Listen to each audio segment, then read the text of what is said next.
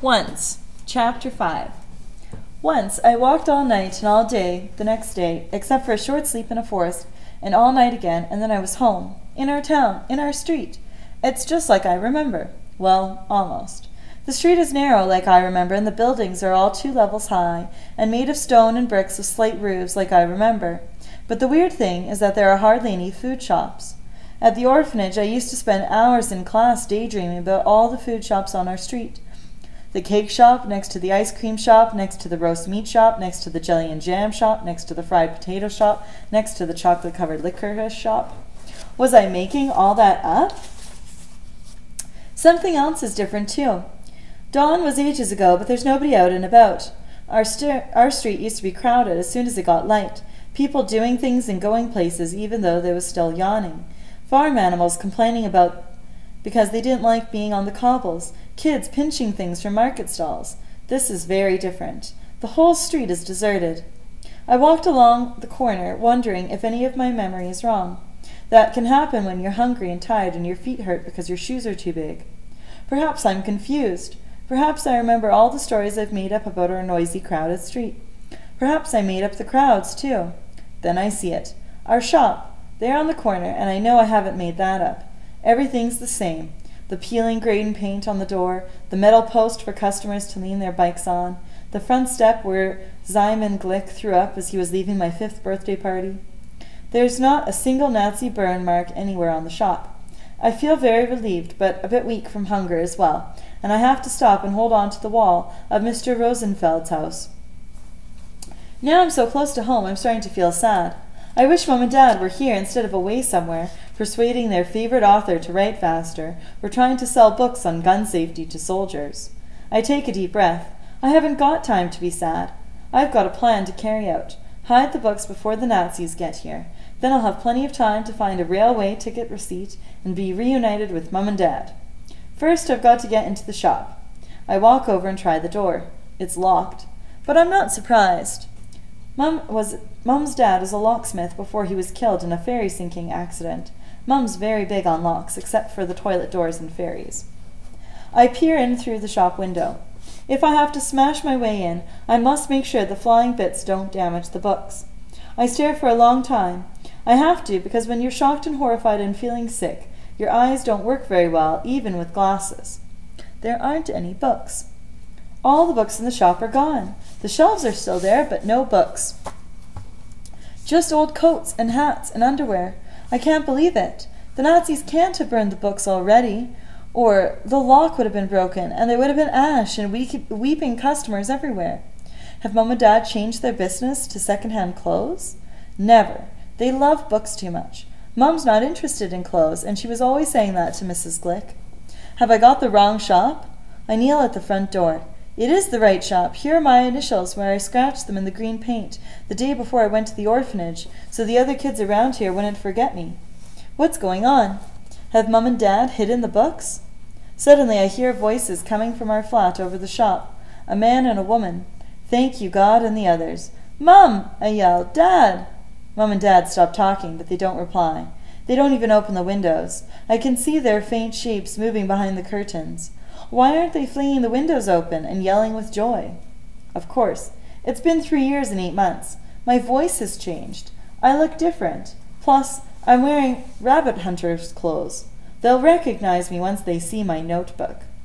The shop door is locked, so I race around the back and up the steps. The back door of the flat is open. Mum, I yell, bursting in. Dad! Then I stop in my tracks. While I was running up the stairs, part of me feared our kitchen furniture would be gone, just like the books. But it's all here, exactly where it was. The stove where Mom used to make me carrot soup, the table where I had all my meals and my breadcrumb fights with Dad, the fireplace where Mum and Dad used to give me a bath and dry my book if I dropped it in the water. Who are you? Snarls a voice. I spin around. Standing in the doorway in the living room glaring at me is a woman. It's not Mom. Mom is slim with dark hair and a gentle pale face. This woman is muscly with a hair like straw. Her face is angry and red. Her neck and arms are too. I don't know what to say. Get out, shouts the woman. Grab him, said the man who isn't Dad, coming from the bedroom. We'll hand him over. I back towards the door. The man comes at me. I turn and run down the steps. Halfway down, I crash into a kid coming up. As I scramble over him, I see his face. He's older than he was, but I still recognize him. Victor Radzin, one of the Catholic kids from my class when I went to school here. I don't stop. I keep running. "Clear off, Jew!" yells Victor behind me. "This is our house now." They've stopped chasing me.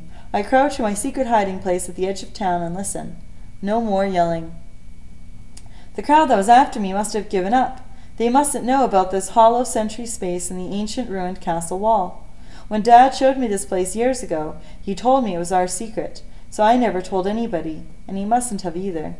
Thanks, Dad, and thank you, God and the others, that I wasn't able to fill up with books like I planned, or there wouldn't be any room for me in here.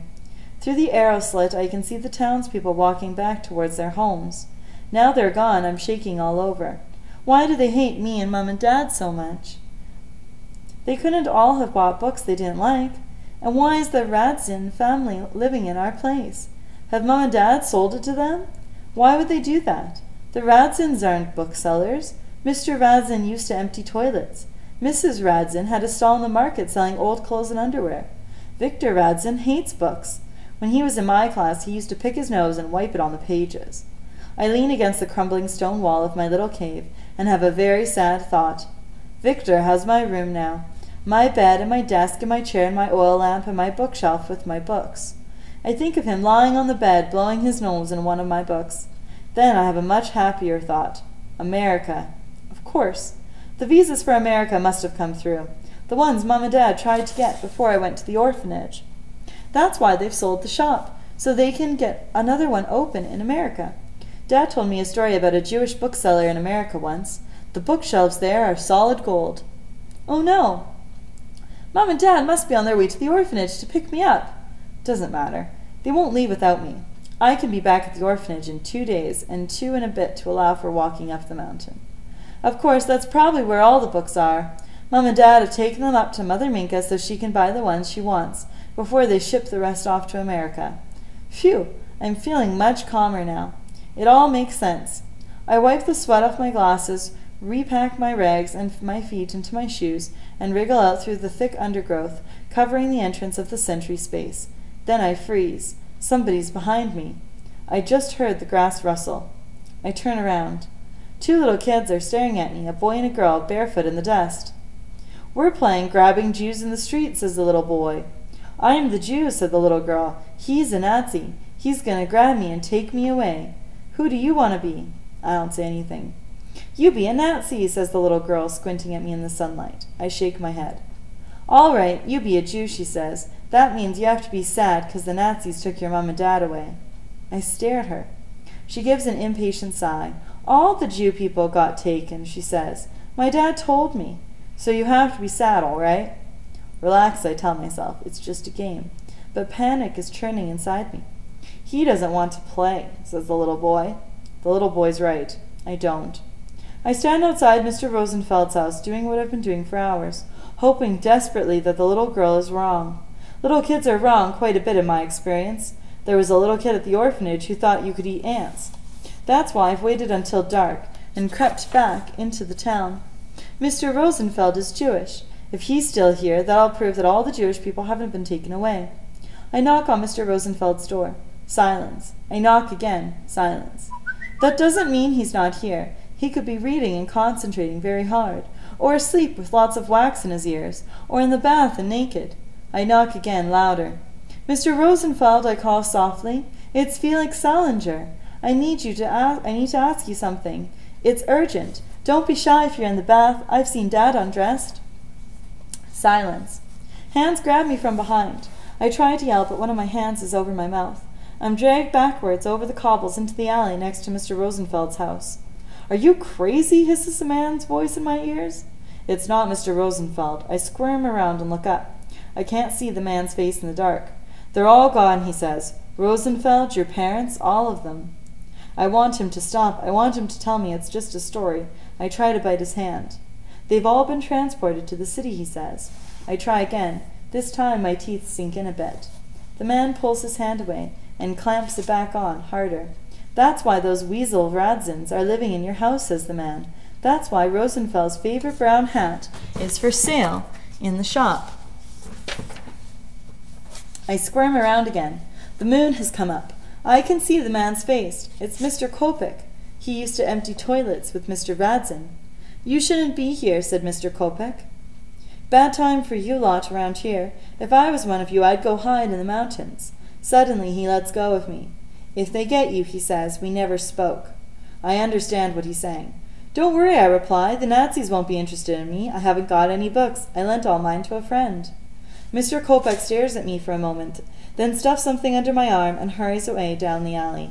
I'm too shaky to stand up, so I sit down on the cobbles. I take the package from under my arm. It's wrapped in a grease-proof paper. Inside is a piece of water and a bottle of water. I don't understand. Why are some people kind to us Jewish book owners, and other people hate us? I wish I had asked Mr. Kopeck to explain. And also to tell me why the Nazis hate Jewish books so much that they've dragged Mom and Dad and all their Jewish customers off to the city. I tell myself a story about a bunch of kids in another country whose parents work in a book warehouse, and one day a big pile of Jewish books topples onto the kids' parents and crushes them, and the kids vow that when they grow up they'll get revenge on all Jewish books and their owners. It doesn't feel like a very believable story. It'll have to do for now, though. Perhaps when I'm on my way to find Mom and Dad, I'll be able to think up a better one. I carefully wrap the bread and the bottle of water again. I'll need them. It's a long journey to the city.